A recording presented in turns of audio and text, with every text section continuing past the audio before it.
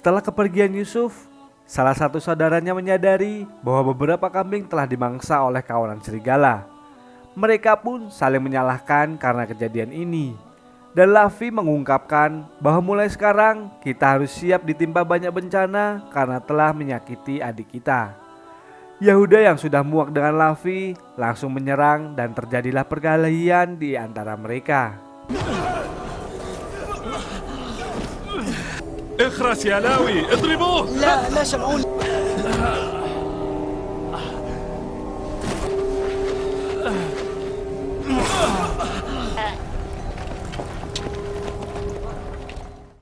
Sementara itu, rombongan khilafah salah seorang di sana menyadari bahwa Yusuf telah hilang dan tidak ada di antara para rombongan yang lain. Ternyata Yusuf sedang berada di makam ibunya, yaitu Rahel yang kebetulan mereka lewati. Orang yang disuruh untuk menjaga Yusuf pun menemukannya di sana dan langsung memukul Yusuf karena sudah membuat dia cemas. Dia sangat marah karena majikannya dulu juga sering berkata bahwa Yusuf sering kabur dari mereka. Ketika dia akan memukul Yusuf lagi, tangannya merasa kesakitan dan tak bisa digerakkan sama sekali. لا لا لا لا لا. Hal itu membuat Malik bertanya-tanya apa yang sebenarnya telah terjadi. Setelah diamati bahwa pria itu sakit setelah memukul Yusuf, Malik kembali menanyakan tentang siapa Yusuf sebenarnya. Kemudian Yusuf mengatakan kalau dia sedang berdoa di makam ibunya. Dan menurut Malik, para budak seharusnya tidak memiliki makam yang ditandai apapun apalagi sebuah nisan. Dan ketika Yusuf tahu jika Malik ini adalah keturunan Nabi Ibrahim dan menyembah Tuhan Yang Maha Esa, Yusuf hampir saja mengatakan jika dia juga keturunan dari Nabi Ibrahim. Tapi dia kembali teringat pesan dari malaikat Jibril untuk mengatakan bahwa dia adalah anak sumur. Malik juga meminta maaf agar Yusuf memaafkan orang yang telah memukulnya tadi. Yusuf mengatakan bahwa dia dididik untuk tidak membenci orang dan akan memaafkan orang tadi. Di sisi lain, saat para saudara sampai di Kanaan, Nabi Yakub kembali bertanya kepada mereka apakah mereka menemukan Yusuf. Dan ketika Nabi Yakub menyadari bahwa Yahuda dan Lavi terluka, dia mengatakan bahwa belum apa-apa serigala yang melukai Yusuf kemarin sudah saling melukai. Kembali pada khilafah yang sedang beristirahat, Malik mengungkapkan banyak hal aneh yang terjadi saat mereka menuju Mesir. Mulai dari badai yang membuat mereka tersesat, hewan yang berhenti di sumur yang seharusnya airnya asin tapi ternyata airnya tawar, sampai menemukan budak yang akan dijual mahal nantinya. Ia berpikir bahwa semua itu memanglah kehendak Allah Subhanahu wa taala. Sementara itu, Yusuf terus memperhatikan orang yang memukulnya tadi sedang berdoa kepada Tuhan Ashitar sesembahannya dan meminta pertolongan kepadanya. Yusuf pun mulai berdoa kepada Allah Subhanahu wa taala untuk menyembuhkan tangan orang tadi dan mulai memijat tangan orang itu. Dengan kehendak Allah Subhanahu wa taala, tangan orang itu sembuh dan kembali seperti semula. Orang itu pun langsung kaget dan menanyakan, "Apa yang telah kamu lakukan hingga membuat tanganku sembuh?" Padahal Malik juga sering memijatnya, tapi tidak berpengaruh sama sekali.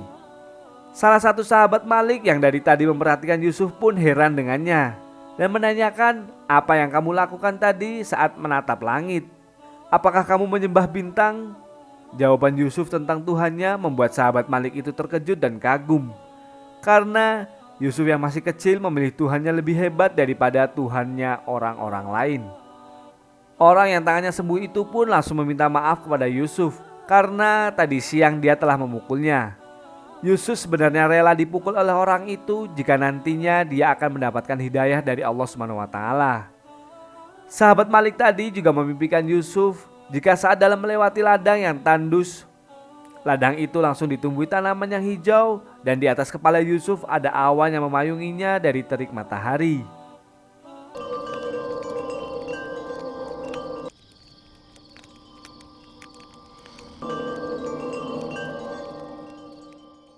Hal itu membuat dia mulai bertanya-tanya siapakah sebenarnya Yusuf ini.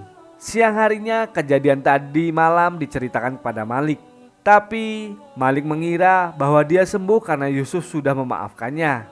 Tapi sahabatnya mengira bahwa Yusuf ini adalah salah satu wali dari Tuhan. التي بينه وبين إلهه لعله من الأولياء رأيته في منامي ما إن داس على موضع. Tak berselang lama, ada seorang kakek-kakek yang sedang sakit dan Malik mengira bahwa umurnya tidak akan panjang lagi. Yusuf yang merasa kasihan pun selalu menemani kakek itu dalam perjalanan dan selalu mendoakannya. Dia juga mengatakan kepada sang kakek bahwa hidup dan mati adalah keputusan Allah Subhanahu wa taala dan menyuruhnya agar tidak putus asa. Yusuf terus berada di sisinya dengan memijat-mijat sang kakek. Dan dengan kehendak Allah Subhanahu wa taala, kakek itu akhirnya bisa bangun dan bisa berjalan seperti layaknya saat dia sedang sehat. فليح لقد تعافى الرجل العجوز. هل شفيت حقا؟ Sahabat Malik yang terkejut pun kembali menanyakan ke Yusuf apakah dia menyembuhkan kakek itu sama seperti dia menyembuhkan tangannya Haipmer. Nabi Yusuf berkata bahwa yang menyembuhkan sang kakek adalah Allah Subhanahu wa taala. Dia hanya berdoa kepada Allah untuk menyembuhkannya. Hal itu membuat rombongan dan Malik merasa terkejut. Saat mereka melanjutkan perjalanan, Malik menjelaskan kepada Yusuf tentang negeri Mesir yang maju dan memiliki pemerintahan yang jelas. Yusuf kembali berdoa kepada Allah Subhanahu wa taala dan memasrahkan dirinya di negeri yang asing yang akan segera Yusuf datangi itu. Singkat cerita, mereka akhirnya tiba di perbatasan negeri Mesir yang dijaga oleh tentara penjaga. Yusuf merasa pakaian mereka sangat aneh. Malik menjelaskan jika penutup kepala itu membuat mereka jadi mirip seperti ular. Karena negeri Mesir dikenal sebagai negeri ular dan penduduk Mesir percaya bahwa negeri mereka dijaga oleh seekor ular yang besar. Yusuf juga kembali terkejut melihat banyaknya ternak di sana dan air yang mengalir begitu banyak di sungai. Tapi itu semua hanya dimiliki oleh para dewa dan penguasa Mesir, bukan dimiliki oleh orang-orang yang biasa. Karena penduduk di sini hanyalah pekerja saja dan tidak memiliki apa-apa. Belum apa-apa, Yusuf sudah menyindir dewa Mesir dan membandingkan dengan Tuhannya yang menciptakan segala sesuatu, tapi bukan untuk dirinya. Mereka pun juga tertawa mendengar perkataan Malik yang juga mengatakan bahwa para dewa di sini mempunyai ternak, istri, bahkan anak-anak. Dan ternyata di negeri Mesir, orang-orang yang berakidah tauhid adalah tindak kriminal. Malik berpesan kepada Yusuf, jangan sampai dia membicarakan dewa Mesir apalagi menghinanya. Malik juga mengatakan kepada sahabatnya bahwa Yusuf akan segera dijual di pasar budak dan mereka akan mendapatkan keuntungan yang sangat besar.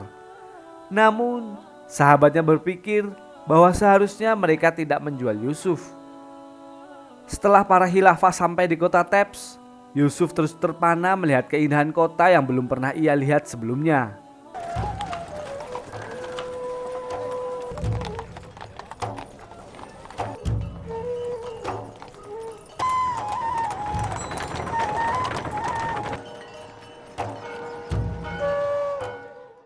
Malam harinya saat mereka beristirahat, sahabat Malik kembali menanyakan siapa sebenarnya Yusuf. Dia juga mengatakan bahwa Tuhan-Tuhannya amat lemah dibandingkan dengan Tuhan Yusuf.